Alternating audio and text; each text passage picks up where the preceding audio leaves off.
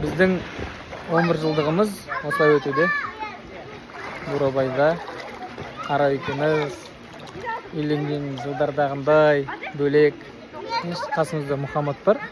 Но одан бөлек екеуміз кәдімгідей бойдақ сезініп отыр, көзіміз еске алып отыр. Үйленген жылдарымызды кәдімгідей біраз үлгілі отбасы болдық қой. Мен айтып отыр, сен осындай едің, сен мынандай едің деп. Сол ең басында саған ғашық болған қасиеттерің ұнайтын деп айтып отыр да. Енді әйелімнен кішігірім не ғой. Әрдайым мен түсінгенім соңғы кезде әрдайым демеу керек та, совершенство жету керек та. То есть өзіңнің осал тұстарыңды, минустарыңды, кемшіліктеріңді түзеу керек та. Қай жерде сен слабый, сол жағынан жұмыс істеу керек. Енді мен осы арайдан естіп жатқан, осындай кері байланысын естідім. И сол бойынша жұмыс істеймін деген ойым болып тұр. Дегенмен былай қарап біраз өзгерістер болды ғой.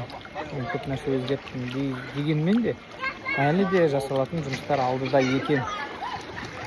Енді осы сұрақтар аясында саған мындай сұрақ. Жалпы сенің ойыңдағындай сенің жолдасың, күйеуің, жарың ретінде, допустим, болып қалыптасу, саған жақынырақ енді адам болып бастаған өзгерістер қай моменттен бастап болды? Өзгерістер? Сен Москваға обучениеға барып келдім ғой, содан бастап. 2023 жылы мен обучениеге барған болатын.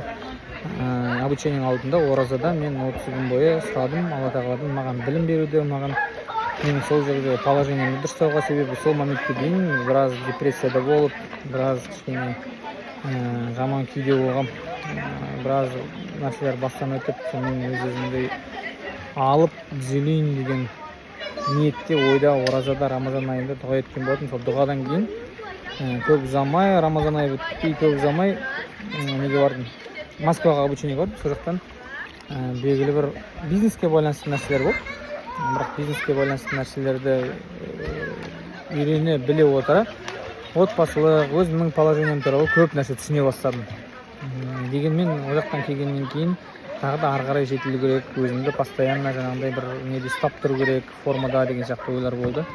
И сонымен уақыт өте келе одан бері біраз нәрселер өттім, обучениеге тағы қатыстым, байып кеттім.